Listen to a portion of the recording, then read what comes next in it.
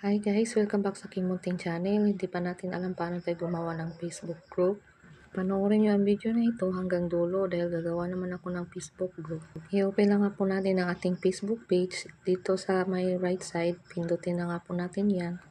At hintayin lang natin ma-open. Then dito nga po makikita na nga po natin tong settings dito.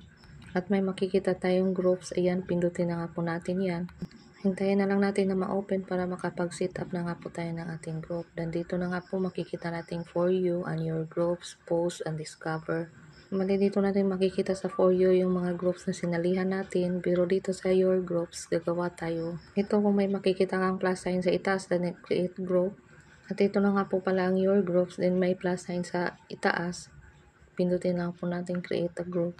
At dito naman sa name, lagyan natin ng pangalan ng ating grupo. Dito naman sa privacy, piliin natin public. Kung gusto mag-join, automatic lang maka-join. Pero kung gusto nyo hindi mag-automatic join, hindi huwag nyo i-public, private nyo nga po. Pagkatapos na natin ma-type, pindutin na nga po natin ang create group. Dito na nga po, i-next na lang natin. Huwag na nga po tayo mag-invite. Depende na rin sa inyo kung mag-invite kayo. Next naman po, kailangan natin mag-upload ng picture para sa ating cover photo.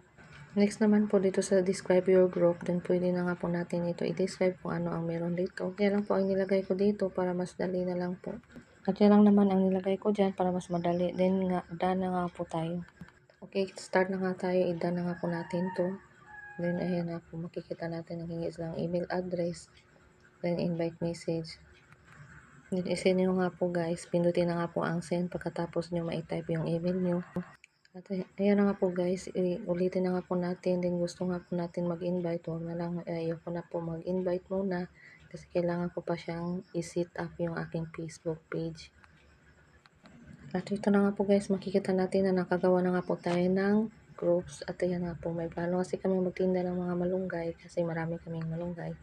At ayan guys, kung gusto nyo namang hanapin tong page na ito at gusto kayong umorder ng malunggay flakes or powder, pwede po kayo maka-order doon. At yun lang guys, kung nagustuhan nyo ang video na ito, paki-like, subscribe, follow for more new videos, tutorial. Maraming salamat.